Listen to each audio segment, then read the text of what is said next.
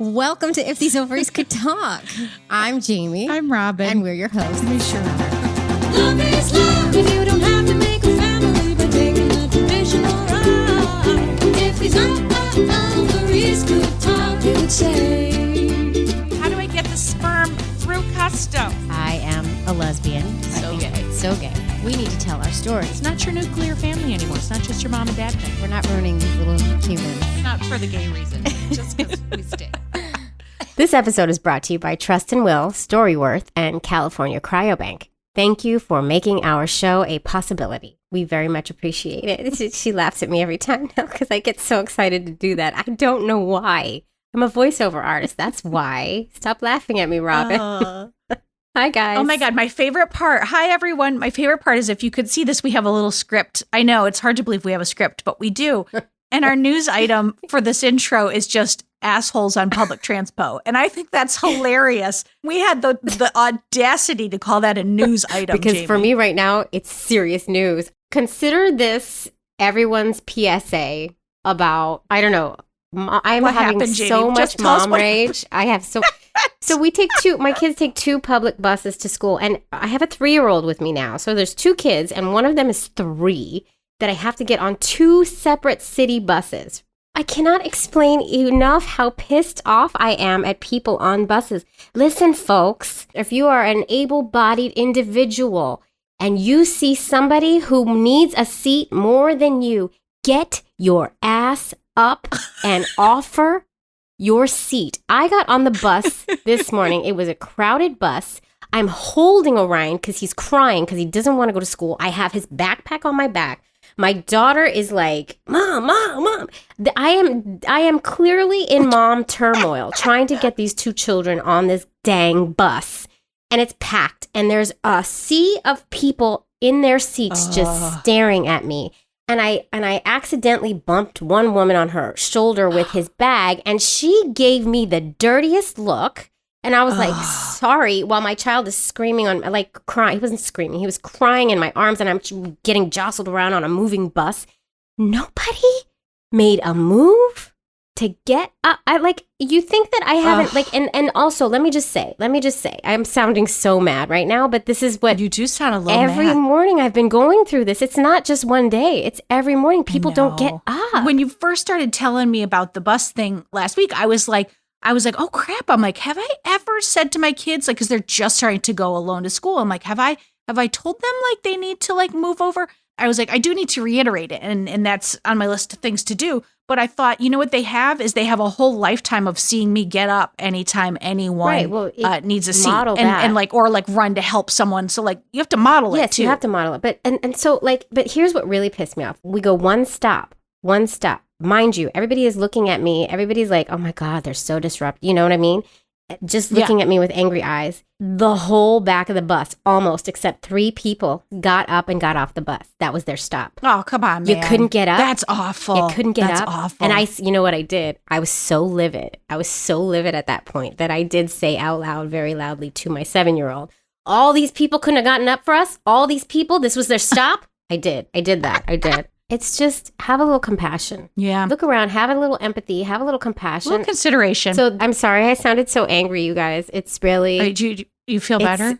A little bit. It's really been bugging me. And it's been every morning since school started that I have this struggle. It's going to get better. It's going to get better. The buses also are not coming as frequently as they should. Yeah. And that's why the buses are crowded. Anyway, okay. All right. Yeah. I want to say a very special thank you to our 2 newest patrons, Jacqueline Ragudos. Jacqueline Ragudos. I think so.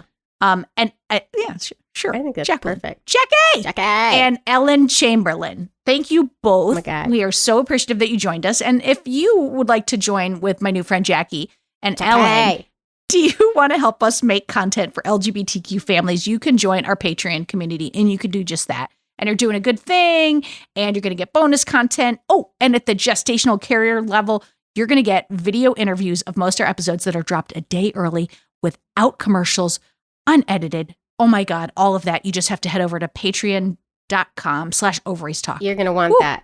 All right, let's talk about our guests, Jamie, Justin and Hugh. Let's talk about them. So, Justin and Hugh, lovely, lovely souls, and what Delightful. this is a cautionary tale. It is. It And is.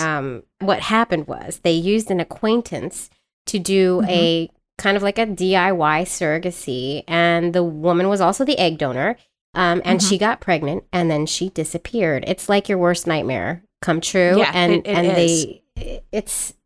it's tough. And Justin reached out to us and he was like, I really want to share this. I mean, Hugh has documented everything and they wrote a book about it. I mean, they are very vocal about this and they just really thought it was important to share. And we 100% agreed. And you know who else agreed?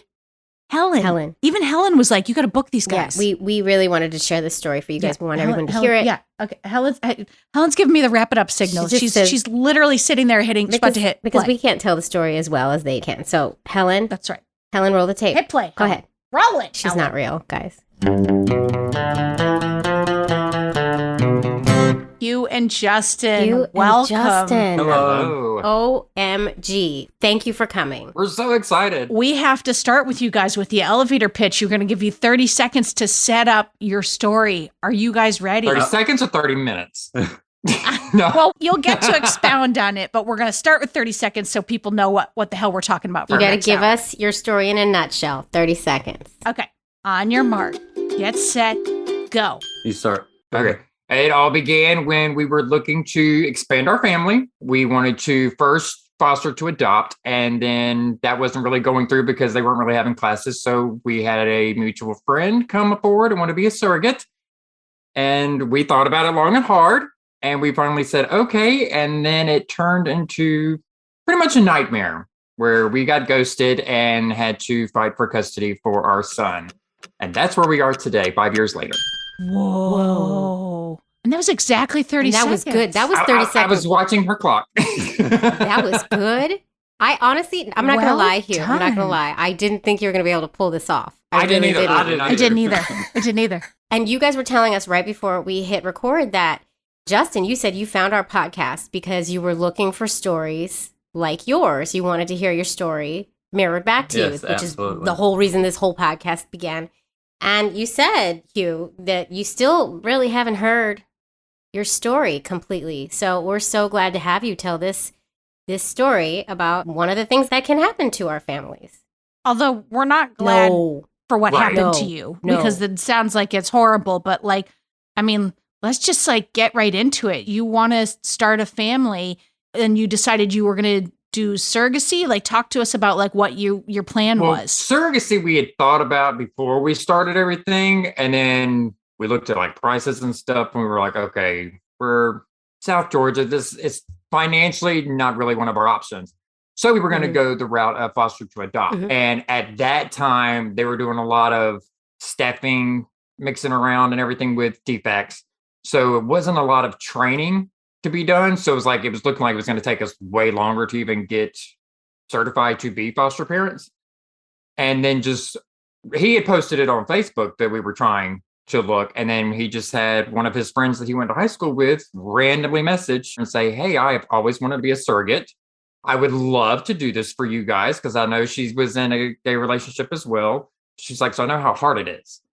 And she was like, all we're asking is that if we donate for y'all first, when I recover, if you will donate for me and my girlfriend to have our own baby. So just for clarity, she would be the egg donor as well as the surrogate.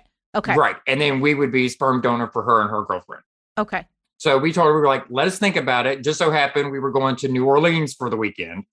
So it was kind of in our minds, we're trying to have a good time. Plus we're trying to think about this whole, do we want to use a surrogate? So it was a little bit of mix of both.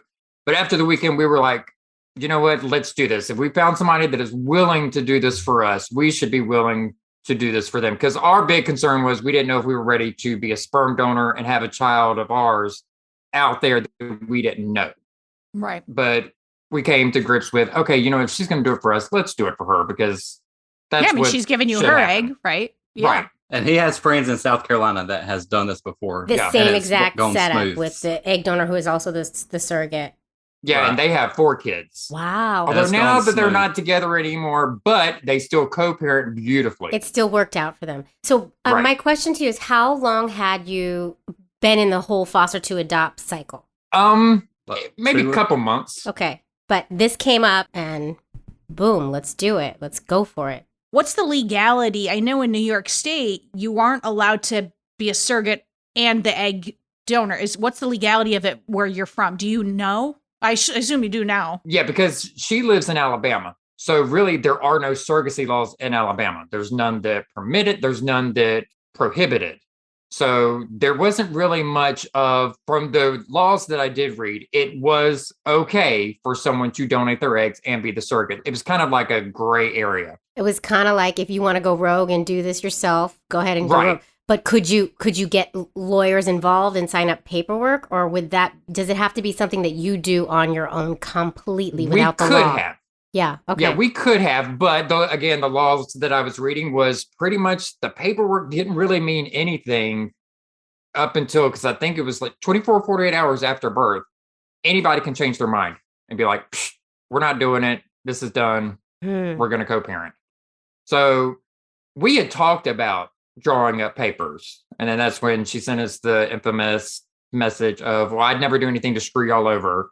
So you can trust me. And this was like before we even started going to her house and everything. Again, we still try to get her to come over to sign papers and have like a dinner. We said, we'll bring somebody with us to sign papers. But it was just, okay, well, now's not really a good time. And we'll come up with a time. We'll get the papers done. We'll get it done. Don't worry. Red flag number 2.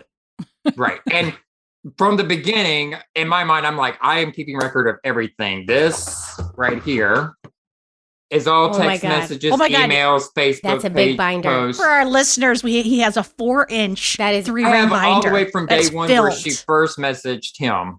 From day one to now, every communication. We never speak verbally because I was like, I want it to be on record. Whatever is said, I want us to be able to prove that someone said this or someone said that. Oh, wow. And you can't do that when it's just hearsay. She said this or he said this.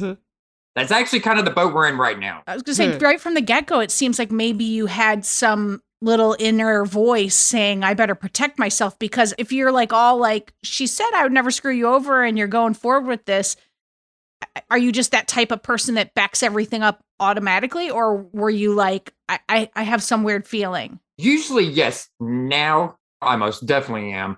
But it was just something was just telling me, just in case something goes wrong. We had a lot of friends and like family that were like, you really need to make sure because this could end badly. And we always had that thought in our mind. And we were like, you know what? No, this is going to happen. We're going to have our family. Everything's going to be beautiful. See, that's the thing. I'm the type of person that probably I would take her word. I mean, I would be worried in the back of my head that, oh my God, what if this goes sour? But if I trust this woman and I'm getting along with her and we have a good rapport, like I would listen to her. I would believe, I would do my best to believe her. And I would. That's exactly where I stand. Like if she's willing to do this for us, then why would she change her mind? Yeah, I should be grateful. And it was during the whole process, her and I were texting constantly every day. Like I texted her more than I texted anybody. Yeah. And I didn't really know her. He's the one that went to school with her. I barely knew her. But after I texted her when we went to New Orleans, me and her, we just nonstop. So text, let's go there because we kind of skipped a little bit when we talked about the legal. Justin, when she said, I'd like to do this, what did you think about it? Like, how was your relationship with her? Like, you knew her. What did you think? So we were friends, but we didn't like hang out all the time. So you were acquaintances, kind of. Right. Yeah. And then when she reached out, did your relationship change? Did you guys get close? Like, did you get together for dinners? And I feel like we got super duper close. We got together for dinners. We talked about what was going to happen. Both of our kids were going to be seen as like cousins. We would go to each other's birthday parties and Christmas, Thanksgiving.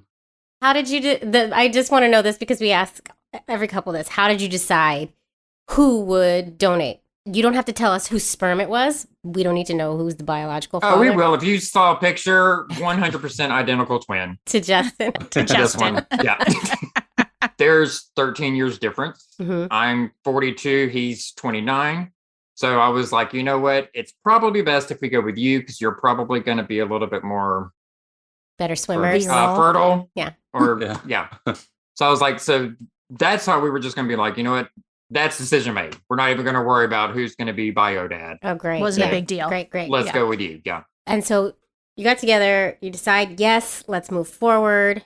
Did you guys discuss parenting? Oh, yeah, we have. In fact, we've even got her text where we both, because he had told her we aren't looking to co-parent because our next door neighbor at the time was actually, I will do this for y'all, but I would like to co-parent. We were like, no, that's not what we want to do. And she even said herself, I don't want to co-parent either. We were the first same-sex male couple to be married in our county. Wow. So we're kind of known around town. So you're famous gays. You're famous gays. Pretty much. Oh So my God, yeah, I love so it. and she had even said she didn't want to either. I mean, we live 2 hours apart. So it was like, that's really hard. If you were in the same town, that's one thing. But I mean, we're not going to do it with our next door neighbor. Why would we want to do it with someone who lives 2 hours away? Mhm. And then It on just didn't paper, make that sense. seems like a really good setup. Right. You know, on paper, that sounds like, oh, great. You're close, but not too close. You can have your own separate families, but they will know each other. I mean, on paper, this all sounds like what a wonderful, cost-saving, effective way to make a family. Right. Yep.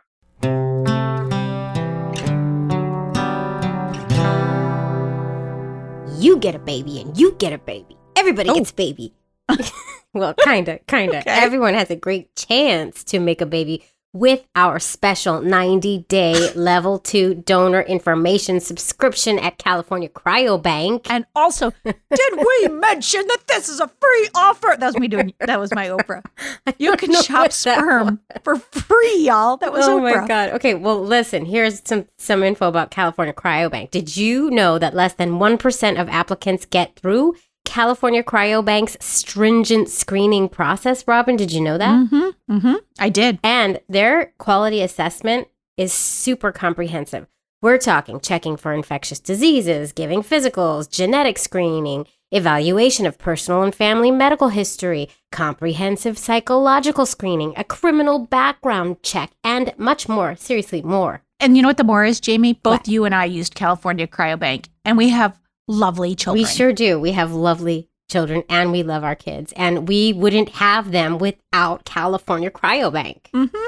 Right? That's true. Yeah. So if you want to love your kids as much as we do and have kids like we do, here's what you're going to do. You're going to register for a free account, use the donor search to find a donor, view donor information, select a donor, complete account forms, going to purchase the vials online over the phone with the California Cryobank service consultant. It's that easy. Boom. Done. A level 2 donor subscription is worth $145, guys. That's a huge help. Big, huge, big.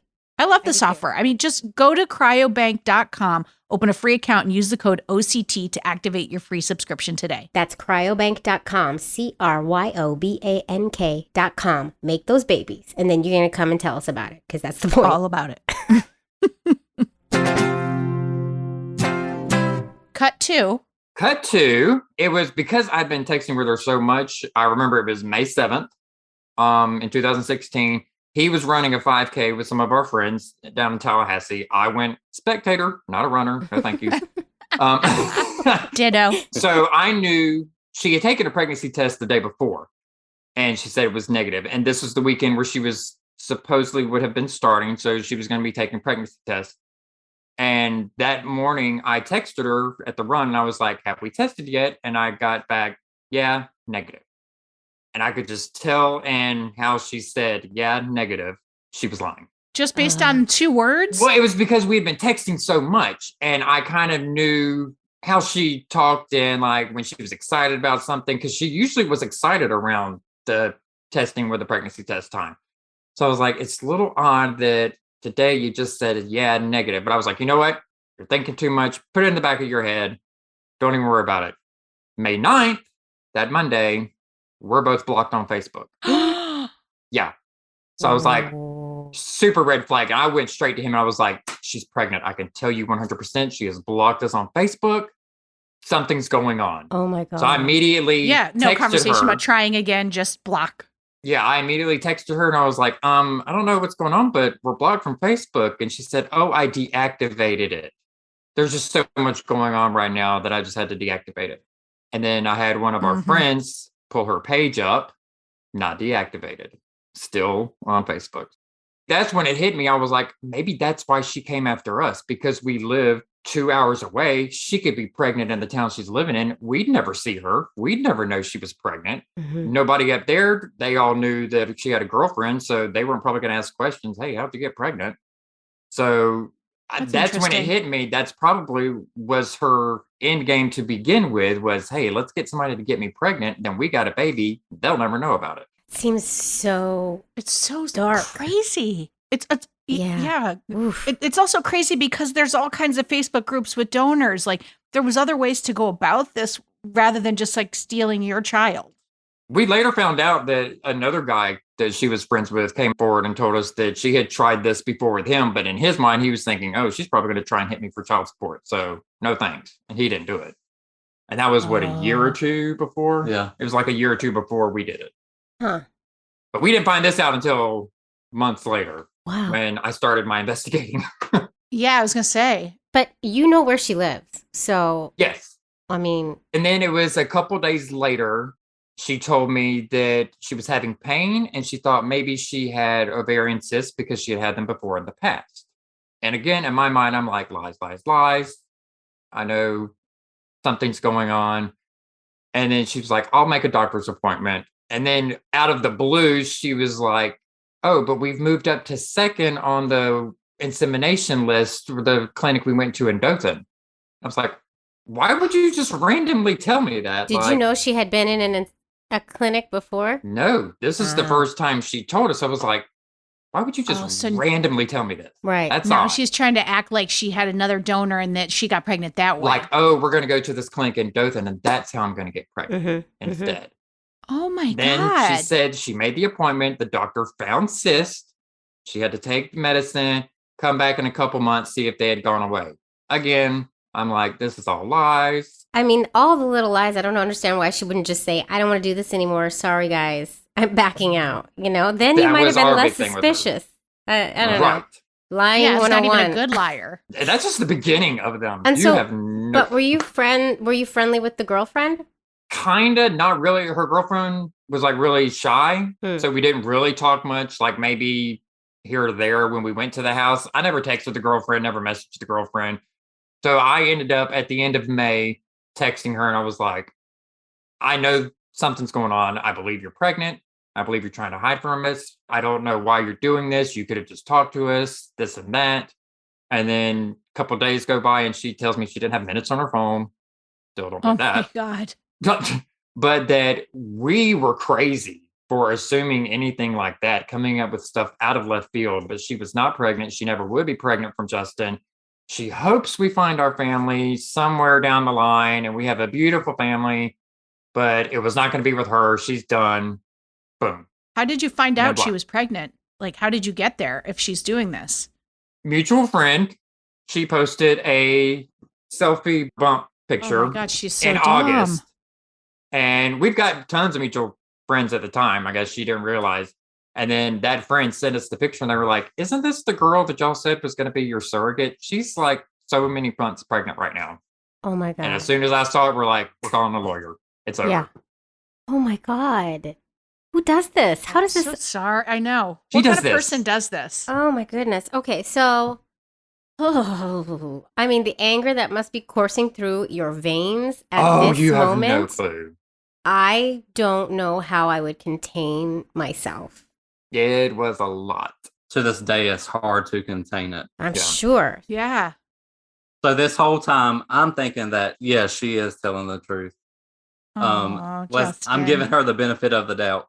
And then whenever we found the picture, it just, my heart was shattered. Yeah, like through Yeah, that summer yeah. that we were, it was like in that, well, it wasn't in the back of my mind. That's actually when I started researching all Alabama law because I was like, I know the jig is up. He was still giving her the benefit of the doubt. Right.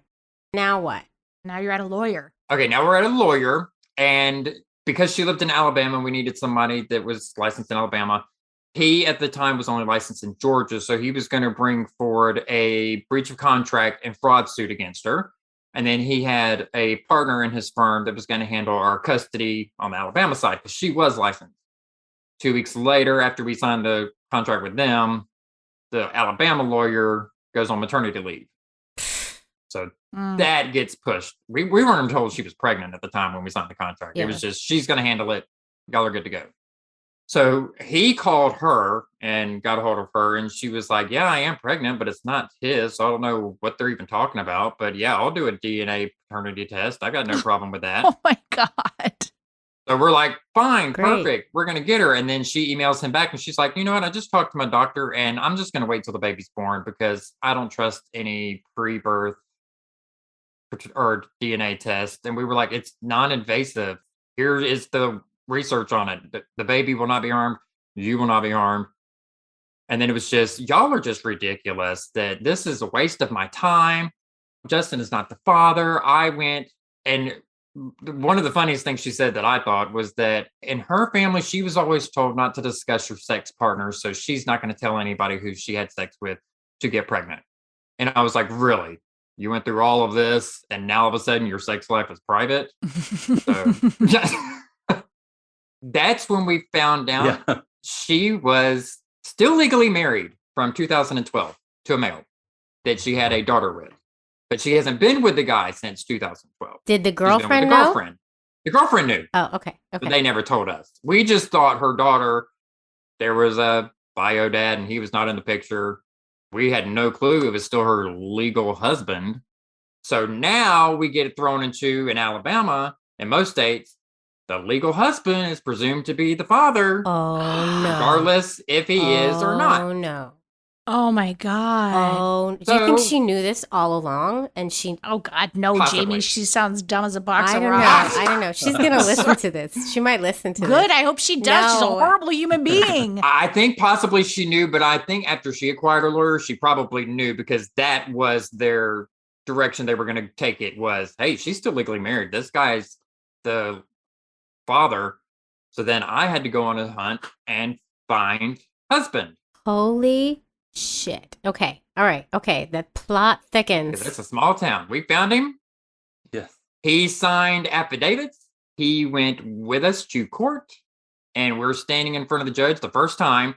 And there was like some paperwork mix up. So they had thrown us in superior court for some reason instead of family court. Uh-oh. So yeah, the judge was like, okay, well, I'm transferring y'all to family court. And he was like, but tell me what's going on here. And it was her with her lawyer on one side, and then me, Justin, and her husband on the other side all together. That's and good. he was like, she told the judge, no, I had sex with my husband. That she didn't have any kind of sexual or insemination relation with Justin whatsoever. And the judge was like, this is Like she tried odd. to pretend you didn't even do this That whole didn't even happen. Oh my God. So the judge was like, this is odd that they're fighting for this child. And the husband's like, that is not my child. But yet you're like, no, this child belongs to my husband, the guy who doesn't want the child. But yet, why would we be fighting for this child if we knew it was the husband? And the husband is on yeah. your side. Yes. Oh. Did it ever come out that she's in a gay relationship with somebody else? Not at that hearing. It didn't. Because she was still acting like that they were still on talking terms and they were doing good, her and the husband. So, okay. She sounds pathological, Whoa, like whoa. a pathological liar, because it's just these are insane lies that you're going to get caught in. It makes no Exactly. sense. So I do remember the judge told her at the end, he was like, ma'am, if this goes on appeal from family court, it comes back to superior court in front of me. And he was like, and I don't think you want to do that. To her, he said that. To her. Okay, so this He kind of knew. That judge knew. I Okay. can tell. Let's see. And he's like, I'm going to send y'all to family court and I'm going to order a paternity test to have done. Good. Okay, He's good. like, so we need mom, baby, Justin, and the husband to go and have this done. Because he had been born January 2nd, 2017. Still haven't seen him. Emailing constantly to her, Ugh. please, can we just Begging her. meet him? Begging. Sending her certified letters. Please, can we just? No response. No Oh response. my I just God. can't even imagine what you guys are feeling at this point. Your baby is born and you have no access, and this woman is lying, and you're spending money with courts. Like, I can't even imagine how you both were feeling. And there's absolutely nothing that we could do Except wait. except wait. And And then we go for the paternity test. And the husband, he didn't have the money to pay for the test. So we paid for his test because I was like, we're getting this done. We are not putting this off anymore. And then she's sitting in there with her uncle and her girlfriend. No baby. And we're like, where's the baby? the baby has to be here for a paternity test. The baby was outside in the car with grandma. She said because the waiting room was so full. It was the three of us, his dad, the three of them, and like two other people. And there was like 20 empty seats. Is it COVID times? Is it pandemic No, times? 2017. Oh. 2017. I was trying to You're find definitely, Jamie, you're trying so hard to give her good in something. I am trying. Okay. But no, I was like, she doesn't want to see the baby. And we got that confirmed because when she went to go get the baby and bring him in, she had him covered in a blanket. We couldn't see him whatsoever. Completely covered. You haven't seen pictures? It's Have you seen any disgusting. pictures? Nothing? We did get one picture sent from a mutual friend Like that she from had a sent the picture post? to. And she was, no, she didn't post anything on Facebook. She sent it privately. Ugh. And that friend sent it to us. She didn't know that friend had been talking to us. And as soon as we got the picture, like, boom, tears. Oh. And looked like a miniature Justin. And I was like, okay, now I'm just pissed because of that. And I'm pissed because it looks just like you. Oh my So- God. Oh my God. I could cry for you guys. Ah. So then, of course, Turner comes back 99.99999% Justin, 0% husband. Husband's Yeah. like, So then- hallelujah. And her lawyer was like, well, that doesn't matter because they're still married. So he's going to remain recognized father. First time we went back to court, the judge said, paternity test shows him, husband, you're released. You're no longer part of Nice. Thank you, Oh. Judge. Thank you, Which, Judge. by the way, So- because I mean, I don't want to make a sweeping generalization, but there, like in my head, there's concerns. Like you're in the South, and we hear a lot of stories about, about the gays not getting like amazing treatment. So it's it. really Alabama wonderful so at far. that. Right. Yeah, You're right so in it. far You're that right that's there. that they have your back. Well, at that time, yes. Oh, not At yet. that time, he had our back. All right. Here we go. So it was April 13th was when we went for that paternity hearing that he released the husband. And the judge was like, okay, I'm going to go ahead and start. Y'all are going to get every weekend, which again, super rare that you're just going to throw a baby that has not met us before into our household for every Right. weekend with her not being there. The judge was unaware that we have not met him before. He told her she had an hour and a half Yeah, I think to go get him and meet us so we could meet our child. Oh my God. it was a Thursday. It was a Thursday, and we met in the McDonald's lobby As you do. area. That's where we met For the our first son time. for the first time. We stayed in that McDonald's, 2-3 hours close to? Yeah, It you was a did. long time. Yeah, you did. But it was the two of us, his dad, my sister, and two other friends. We always took like a posse with us to court. We were like, if y'all are going to need some character references, we got them here ready to go. Robin, we have to talk about StoryWorth. Yes. The online service that helps a loved one share stories through thought-provoking questions about their memories and their personal thoughts. I It's beautiful. love StoryWorth. My too. sister's doing it right now. Mm. And so do a lot of our listeners. We actually got an email, if you saw it, Jamie, a while back from someone I who did. gifted StoryWorth to her dad. And she said it was the best gift she ever gave him. And she was thanking us for it. I mean, not that we can take the credit, Jamie, but you're welcome. You're welcome. We just, you know what? We just keep changing lives for the better right here. That's what we're doing. Uh-huh. All right, so here's how StoryWorth works. Every week, StoryWorth emails a different story prompt, questions that you never thought to ask, like what is one of the strangest things that has ever happened to you, or what's a small decision you made that ended up having a big impact on your life, cool stuff. And listen, I learned some crazy things about my mom that I never knew. I bet you and did. it's not my business to tell, but Mama Sue has lived a bit. I will tell you that. I Who will. knew? I mean, I Yeah, love who me knew? some Mama Sue for that. Me too. I wish this had been around for my parents, honestly, because I would love to have those memories. And what's cool is that after 1 year, StoryWorth will compile every story, including photos, into a beautiful keepsake book that's shipped for free. And you can order multiple copies for your siblings and children or other relatives. I am really excited to be able to share the book from my mom with my kids so that they're always going to have a piece of Nana in her own words for themselves when she's gone. It's really special. Aw. love I mean, it. you heard Jamie. Gift this to your loved ones. StoryWorth is a meaningful gift you and your family can treasure forever. So get started right away with no shipping required by going to storyworth.com/OCT. You're going to get $10 off your first purchase. That's storyworth.com/OCT for $10 off. Wait, I'm just realizing something. You didn't even get to name him. Right. Oh my Yeah. God. Jesus, I didn't think of that. Yeah, ours, what we came up with from the beginning, before he was even born, I went and got this tattoo. I don't know if you can see it. Kind of. It's Gus from it's Cinderella. Gus. Oh. Because we were going to name him that because we found out in August that he was going to be born. And we got married in Savannah, Chatham County. So we wanted to name him Augustus Chat to have some meaning. Mm-hmm. She named him Thomas Nathaniel after Sons of Anarchy. Oh, okay. Oh my God. I mean, to each their own. I mean, I'm laughing at the absurdity of this woman. Well, you're finally in McDonald's for the first time. You spent 3 hours. You did all the things you could possibly do, right? Like you're just dadding it fed up. him, changed them. Yep. Rocked him. Kind of hard to rock him in those McDonald's chairs, but I still did it. And that weekend just happened to be Easter. So we were like, hallelujah, we're going to get his first Easter. Mm-hmm. As we were leaving McDonald's on that Thursday, she texts us and wants to know, is there any possible way she could have him for Easter so she could have him for his first Easter? And I almost threw the phone out the window. Have you lost your mind? I was like, the nerve of her to keep him from us for pretty much 3.5 months. And then say, hey, do you mind if I get the first Easter? Because I would really like to have it. This is going to be a pattern, no. by the way.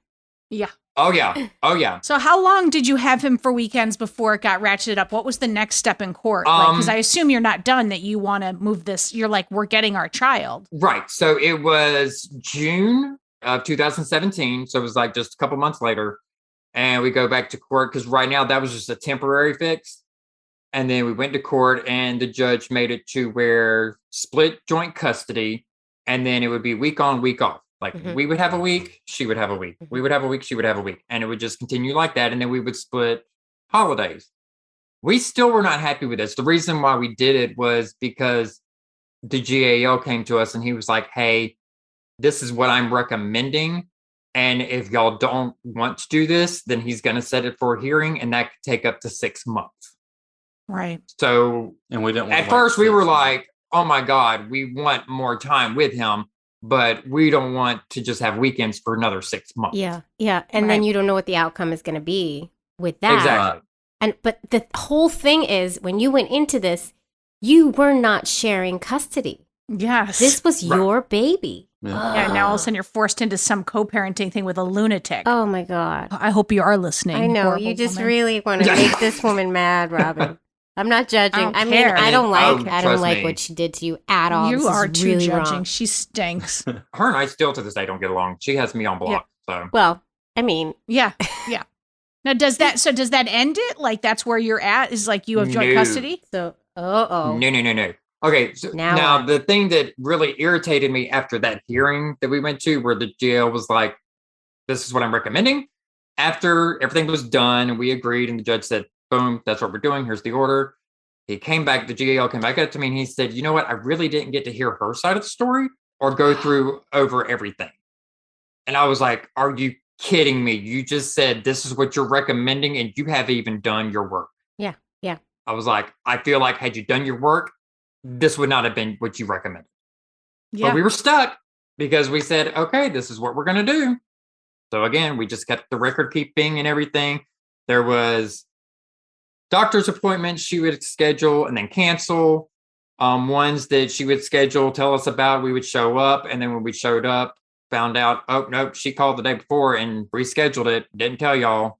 So we drove 2 hours for nothing and drove 2 hours back for nothing, took the days off of work.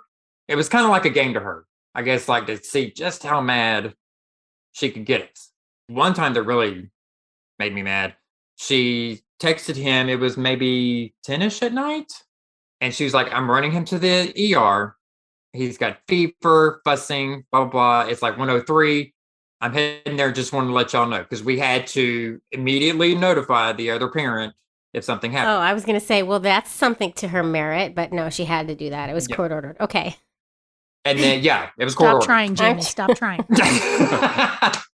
So then him and I and one of our friends jump in the car, drive 2 hours. We're up there, emergency room. Mm-hmm. We get there. It's her and her girlfriend and then the daughter. And we're there for hours. Ended up being, I think, just the ear infection the daughter, she saw we were there. And she was like, well, he gets to see his dad. How come I can't see mine? Oh. And at this point, we knew the husband, the father of her, had been trying because he was trying to get me to help him make up some Oh my God. paperwork so he could get more custody Oof. of her. And she told him that he never asked about her and that's why she doesn't get to see him. And at that point, I was like fuming. She He said was in that the to back the daughter. with, She said that to Yeah. the daughter in front of you. that just makes me furious Yeah. that I know for a fact, and he has showed me the text. Hey, can I see her? Can we arrange something? Whatever, anything. Mm. And she would just flat out tell him no, that he would have to go through the court to see her, even though he was supposed to get to see her. Was supposed to have visitation. But for her to tell her that, I was like, you know how damaging that is to a child to hear that your parent doesn't want to see you or Yeah. never asked about you. Yeah. But yet here you are telling her when you know for a fact he has been asking and he wants to see her. Well, and it just would make me think, like, what lies are you going to be telling in the halftime that you have my child? What lies are you going to be telling? Exactly. So now what happens? Yeah. How long are you Um, in this partial custody phase? So we're still keeping records and filing papers, and we go back. God, I want to say it was the next summer is when we finally get to go back. So you've had a year of joint custody with her. It was like almost 2 years of joint. Wow. Wow. But the reason why we went back in 2019 was because in April of 2019, we were sitting in church and we get a message from the girlfriend, or who we thought was the girlfriend. Oh. Hey, I need to talk to y'all. So we're like, we're in church. We'll call you whenever we get out. And at that time, I'm like, preacher, preach fast, hurry it up. Let's get to the end. We got stuff we got to do. Somebody's got something to tell us. I'd be like, God, we'll check in with you later. I'm stepping out. We see you, God. We're here. We'll be back. So we call the girlfriend, and she informs us that a month prior, she has moved out of the house and moved in with someone else in Georgia, her new girlfriend. Wait, who moved out? She like moved states. The mom. The mom Yes, had the mom moved out. moved across state lines, Which that's got to be illegal. Yeah. and is now in a new relationship with someone else that the three of them worked together at Dairy Queen. Oh my And God. The mom cheated and is now with This person. the new girlfriend. Oh. But this whole time we're sending him to her house in Alabama. Do you? No. Does she? Who does the pickup? Like, do you drop off? Like we meet. we did like a mutual Yeah. meeting point Mm-hmm. Oh, so that's how she got away with it. Oh. because we never knew But where he was going. But the girlfriend decides, listen, I know she's lying. Let me The tell ex, them. Yeah. The ex. And then we found out during that whole time, the two of them, the ex and the mom, were co-parenting together and like moving him from house to house. They were Are co-parenting. you kidding me? And she actually told the ex that, yeah, you're pretty much his daddy, to the ex-girlfriend. to the ex-girlfriend. Oh my. That she was pretty much the daddy to our son. So instead of keeping her time, she's splitting the baby. So the now kid is in 3 homes. Right. So it's like he's with a week with us and then like half a week with the ex, half a week with her. Oh my Oh, God. Fuck.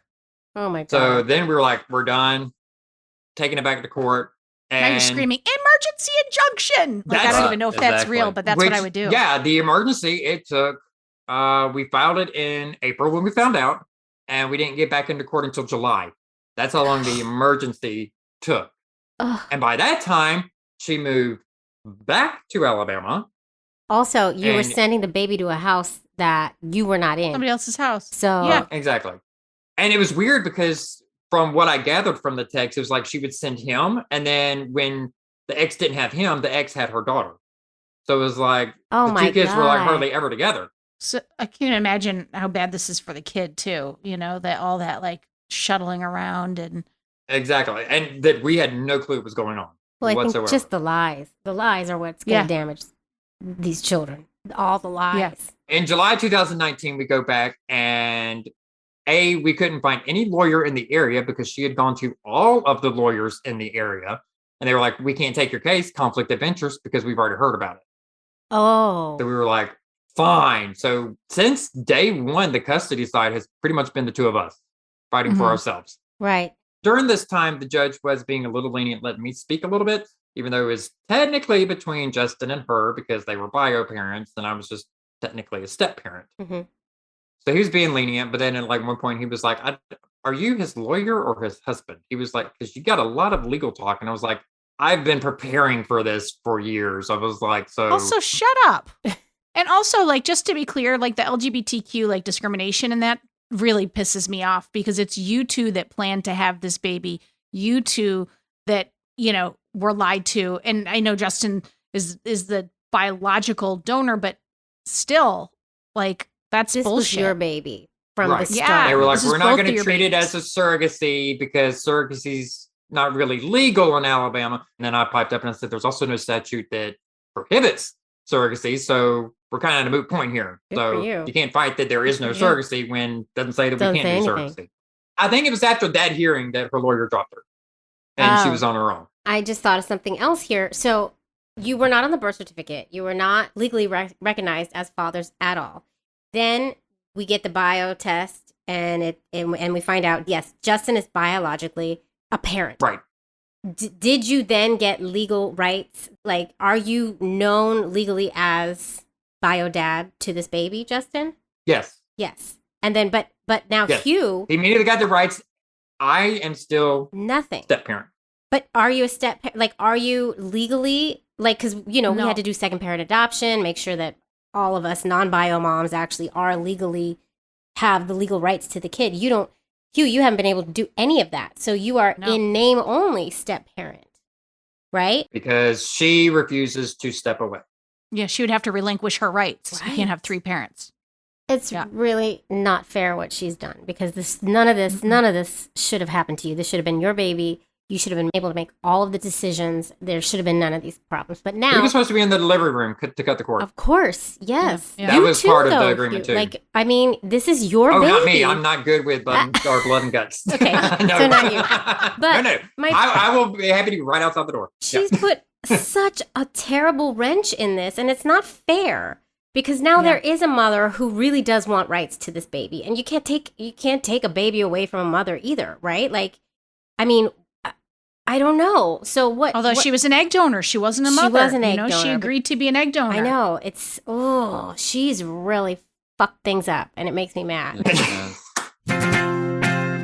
Jamie, without a trust or a will, how will your loved ones know your wishes? I mean, who gets your money, your home, your kids? You have to avoid that confusion and ensure that your family will be taken care of by creating an estate plan at trustandwill.com, Jamie. You know how strongly I feel about having everything buttoned up in that department. Yes, we all do, Robin. We all know how strongly you feel. But you are right in this instance because it's important, especially for our LGBTQ families. This is very important. And at trustandwill.com, setting up an estate plan is really simple, convenient, and super secure. For as little as $39, you can nominate guardians for your children, determine who gets your stuff, and plan for future medical care, all from the comfort of your own home. Boom. Yeah, and because, Jamie, hiring a traditional estate attorney can cost thousands, and using a one-size-fits-all template isn't nearly specialized enough. Not for our families, especially. So, Trust and Will documents are designed by estate planning experts and customized for the state that you live in. And with live customer support 7 days a week, trustandwill.com's team is available to answer any questions you have. I mean, they make it easy. You're just going to take the simple quiz that they have, and it helps with the logistics based on your needs. Plus, you gain peace of mind knowing that your family and everything you care about is taken care of, and it's secure. Yes, and Trust and Will is the most trusted name in online estate planning, the category leader, and they've helped hundreds of thousands of people protect their families' assets and their legacies. Gain peace of mind at trustandwill.com/OCT, and you're going to get 10% off, plus free shipping your customized legal documents. Yeah, don't wait. Go right now. This is really important. Get 10% off plus free shipping at trustandwill.com/OCT. trustandwill.com/OCT. So we go in July 2019 and he gets full custody. Oh, And then she gets every weekend. okay. Kind of a reversal of how it all began. Oh, it started, Okay. yeah. So that goes on for a few months. April or May 2020. Hey, got to talk to y'all about something. I'm moving to Texas. Whoa. Yeah. So we were like, we're not commuting. Yeah, of me every nowhere other near. weekend. No. And we were like, no. So at first she came to us with, she wanted 4 weeks during the summer where she would fly to come and get him. They would fly back out because driving would take too long. And if at any point we felt unsafe that he was out there, she would immediately send him back and pay, or fly us out there to get him, pay for all expenses. I was like, this girl I could wouldn't barely believe that. pay her rent. Yeah. How's she gonna pay for all these Yeah. plane tickets? She also couldn't keep her promise to you about giving you a Yeah, baby. yeah. We were like, we countered back with 2 weeks, and then we agreed on 3 weeks. Wrote it up in an order, signed it, took it to her. She signed it with her current girlfriend at the time as a witness. We sent the papers to the court, but it was during COVID time. A whole bunch of paperwork went missing. So they never got it. However, we still had our copy. She had her copy spelled out. This is what's going to happen. Of course, at the time, we're thinking, perfect. She was like, she did say, if I'm in town for Christmas, could I maybe see him? And we were like, yeah, just let us know. We'll try and arrange something. Like, so you can either come here or we can go there, wherever you are in the area, so you can see him. So we're like, no problem. Then it was August, just 3 months later, we get a text saying, Oh, here we go. hey, I'm going to be back in town for the weekend. My uncle's not doing so good, and we really want to see him and our son. So we're going to be there. Could we maybe arrange? And we were like, actually, we were kind of busy that weekend. She gets to town, and then she's like, well, how about next weekend? And we were like, next weekend? You're only going to be here 2-3 days. Oh, well, I'm going to be here for like 2 weeks. Now, a couple days later, just want to let y'all know I'm back for good. We were like, well, we're going to stick to the order that you signed because you're not supposed to get him until July. So that's what's going to happen. And she's like, nope, that order didn't get sent with the judge or whatever. So we're not going by it. I want back all my every other weekend. I want my shared holidays. It became, I never signed that paper, to y'all must have forged my name on that paper. Oh, geez. To, well, yeah, I signed it, but they knew I was coming back. No, we didn't. Why would you had in the order, you would be come get him in July of 2021. You said nothing about being gone for 3 months. Like she was just spurting out whatever would stick to the wall. Yeah. Like whatever anybody would believe. And she was posting all this like on Facebook, dogging him, saying he was keeping her child from her. It was like a huge rampage she went on. Huge. To the point where he actually had to go to the police department and try and file a report for harassment. But they were like, we can't do anything unless she physically does something. Oh, great. That's fun. So, I mean, it was just text after text telling us that she would get him and see him. Yeah, she threatened to come to my house and get him. Whenever and wherever she wanted. And that's when we were like, we're nervous now. Yeah, I'd be nervous. Because she knew where we lived. Yeah, I'm nervous for the She's baby. in the area. And so then it was, after they wouldn't follow anything, we let her know. Still going on back and forth. And then finally she said she talked to the girlfriend and she realized that she did have some kind of issues. And she saw how they were scary and probably not safe. So she agreed she would get a mental evaluation done. Oh. Because that's what we were like, if you get a mental evaluation done and everything comes back and everything's gravy, then we'll talk about more visitation. Okay. And then just Which do it on is our own. gracious as far as I'm concerned. Right? I mean, we could have just been like, you know what, just at first we were like, just file with the court when she was being mean. Yeah. But then it was when she's like, well, I was like, it took you all this time to talk to your girlfriend to find out that you had some issues going on. I mean, if she really needs help, then, it's good that you pushed for because this. she had told She needs us help. for the past 10 years, she supposedly had bipolar disorder. There you go. Right. But did not have medication for it. Well, or wasn't taking her medication for it. Right. She needs So help. that was one of our biggest concerns. Yeah. So she said, well, when I get my evaluation done, I will send y'all all the paperwork. So y'all see everything is okay. Y'all will have access to whatever. And then we'll talk about the visitation. She goes one place in the area. They wouldn't take her. So she picks another place here in our area that is not really known to give like correct evaluations. If I can like put it that way, like they just pretty much, if you say you're okay, they'll sign the paper and say, okay, you're okay. Right. They help people that want to be helped. Yeah. If you want to get help, then they'll help you. If you don't want help and you just say, hey, I need you to sign this paper saying that I'm cool. Yeah. So I can file it with the court, then can you please do that? Mm-hmm. So apparently she got it done. She said everything was fine. I was like, okay, great. Send us the papers. No, you'll have to go through the court to get them. I was like, well, Then fine. then we're not changing our agreement. I said, So- then you'll have to go through the court to get your visitation.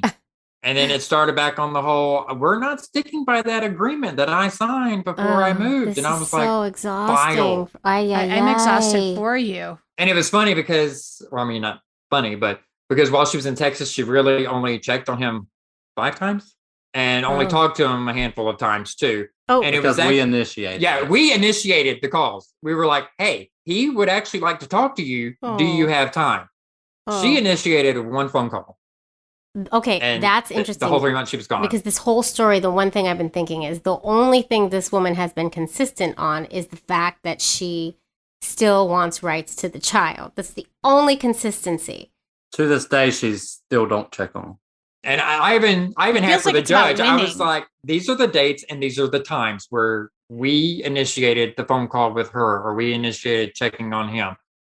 And I was like, and this is the one time she initiated the phone call. And she told the judge, she was like, that's the bold-faced lie. I did more than that. And he was like, well, you don't have anything to show me that you did. And he's got to the minute how many minutes you spent on the phone with the child. Who's like, so I'm kind of going to go on what they're showing me and not just you saying, oh, I did call more times. But so there was that along with the whole moving back and we were in contempt for stealing away all her visitation. So as soon as we go in the courtroom, the judge asked her, he said, ma'am, did you sign this paper? Because he was like, we found the paper in the office. He said, I thought I signed it, but apparently I didn't. It was lost. Thanks He a was lot, like, but I would have Judge. signed it. Because at first I did call the court beforehand and I was like, hey, we have the paperwork. Y'all have the paper. I sent it to you and I'll fax it to you again. And they were like, well, could you get her to sign it in front of a notary now? And I was like, that will never happen because she'll never do that. They were like, well, then she's got to come to court to get her visitation. They didn't say, okay, well, then it doesn't count. They said, if she wants her visitation back, she's got to come to court. So we told her that and she's like, fine. But he asked her, he was like, did you sign it? And she's like, yes, I did. And he said, then it's legal and binding. Oh, she said she did. Told him she did. Okay. Yeah. So I was like, but we were like, this whole time you've been telling everybody you didn't sign it and we faked your signature on it. My God. My God. And fighting with us when you just in 5 seconds told him, yes, I did sign it. Ay. It's exhausting. It's maddening. Most of the time. Maddening. So is that where you are now? Well, that was at that point, we had told him about the mental evaluation, and she had told us in the GAL, she brought it with her in her little binder that she had, a binder that she never took one paper out of. But she was like, I've got it in my binder. I better bring a binder. We go in front of the judge, and then he was like, do you have those papers? And she's like, no, I left them at home. And the GAL and I looked at each other and we were like, you just said in the hallway you had them with you, but now they're at home. And then she was like, well, if I go get them real quick and bring them back, then can I get my visitation? He was like, no, ma'am, I've got too much on my agenda today. He was like, you got 7 days to get me the mental evaluation paper. And then, of course, it was through the place that's not super credible. So they went on. Apparently, she had maybe 3 phone calls, and they diagnosed her as not being bipolar. So the judge believed that mental evaluation. So he did give her back her every other weekend. In November this past year, she told one of our friends, her and Justin had a private agreement that they would have the baby and raise him together. Yeah. My thing Through all of is, this. if that did happen, we still wasn't co-parenting. Right. Like if that Because was she the still agreement, was hiding him from us. yeah, we wasn't. And we had to co-parenting. fight for custody. Yeah. We in was court. begging for, or Right. I was begging for her to let him see us. Right. We've got messages where she sent friends that before he was even born, that yeah, she was our surrogate, but then we backed out of the agreement and just left her high and dry. But then we saw she was pregnant and going to have him, and we were like, you know what? Yeah, we do have custody. She's like, yeah, they just stopped talking to me for some reason, and I was like, because you blocked us. Right. That's why we stopped talking to you. She needs help. Yeah, I She mean, does need help. she does need help, it sounds like. And I have to ask, like, what's your, I hate to say regrets, but like, because I think that's unfair, but like, what would you do differently, or what would be Would your you do advice anything to two young Hugh and Justin's, like, what's your advice for other people in the community to not end up where you ended up? I do have a lot of people come forward and ask me about the paperwork aspect. And I'm like, honestly, because it's a surrogacy, the paperwork really doesn't mean anything until after birth. And that's like 24, 48 hours later. You could have whatever, but I mean, it would protect you in the event that doesn't happen. Like if she were to change her mind a month later, then yeah, that paperwork absolutely will help you. But yeah, and she's even told people that he grew in her stomach and she became attached and that she realized she couldn't give him up. But we were like, that's not what you told us. Right. And also, had you come to us with that, we could have done something. yeah, exactly. But that's not what you told us. He wasn't the father.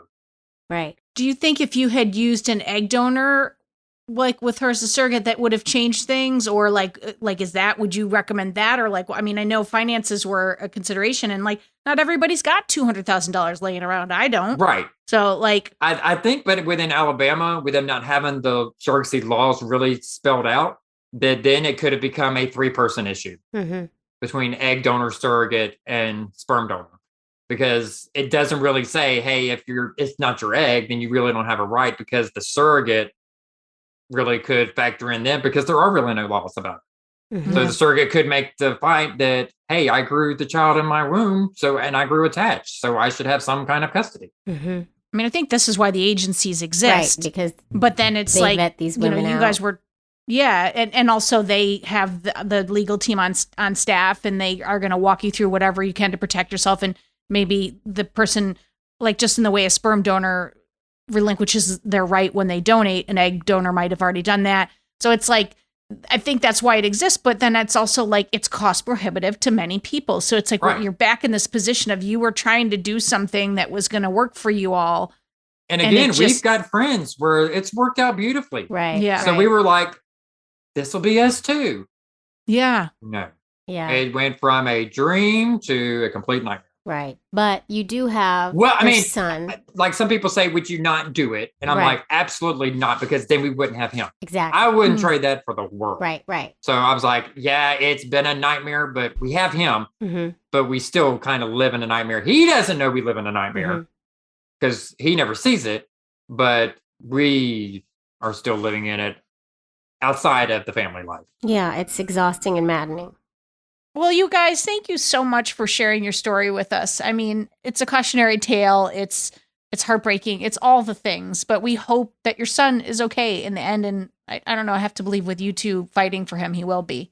Will you tell people where they can read your blog and get information about your book? The blog is through Facebook. It's just The Journey of a Mouse. And then the book is on Amazon. There's ebook and paperback, and it's called The Journey of a Mouse. I think there's a lot of things with kind of associated with that title. So usually most people are just searching my name, Hugh McStay Harrison, and the book pops up. But if you would like to know more about, in detail, depth, everything from day one, it's all in the book. Okay. Oh my God. Well, thank you so much for sharing your story with us. We're so glad you reached out. Yeah, guys. Thank you. We are glad that we could share and then possibly help others and maybe a little warning to, if you're thinking about it, this is what you need to do. There's that. And then there's also might be someone out there who has a similar story, and you might have just made them feel a little bit less alone. I will say one bright side that we just found out Friday was because we are foster to adopt parents.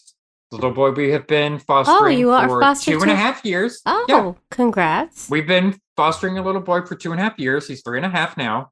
Parents' rights were just terminated this past Friday. So now we wait 30 days before we start adoption. Oh, well, congratulations. That's wonderful. So we actually have 2 toddlers, a 3 and a 4-year-old. Oh, God So if bless anybody you. would like to come help us, that would be wonderful. Bless your hearts. Nope. Let's be 4 really boys in one house.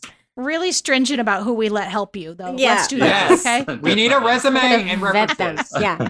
Yes. Oh, my God. Well, All right. Thank you so much, guys. yeah. Thank We y'all. wish you Thank the y'all. best.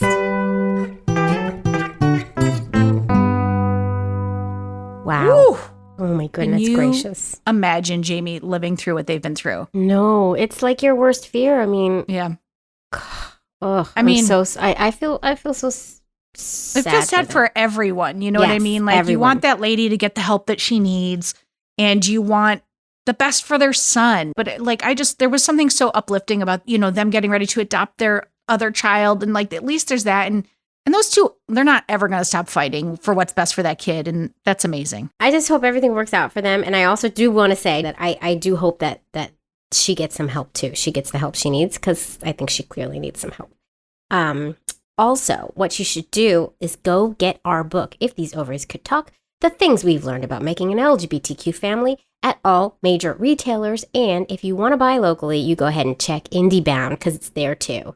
You can also get the audiobook, which Robin and I do the reading. So you get to listen to us some more. And that is available on Amazon and iTunes. And if you get it, please do not be afraid to review it on Amazon or Goodreads because those help us get the book out to even more people. Awesome. And our last point of order is up next on the live stream, which is this coming Thursday, 9:30 at 4 p.m. Eastern. We have a Where Are They Now episode with our former guests, Liz from Brit and Liz. And if you don't remember that episode, gosh, I don't know how could you? Right. I'm just kidding. If you don't remember that episode, it was season 4, episode 6. There's a lot of episodes to remember at this point. Go back and check them out. But they're going to talk about how their baby process ended up because they were trying, you'll remember from the episode. And there's something to report there. And Liz is going to talk about the Queer Birth Project, which is this new project she's working on. And I'm excited. So bring your questions and your comments. And if you miss it live, you can also catch it on our YouTube page later. Come hang out with us because it's always fun. And sometimes we have a cocktail. Sometimes.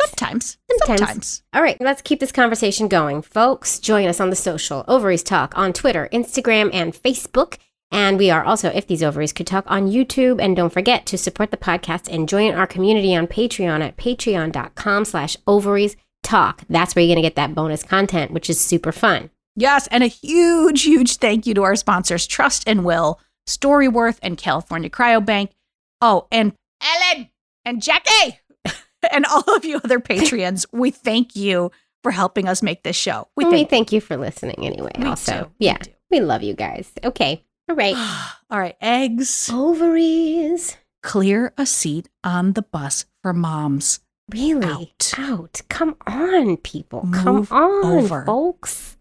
Oh. If these ovaries could talk, they would say, Eggs, ovaries out.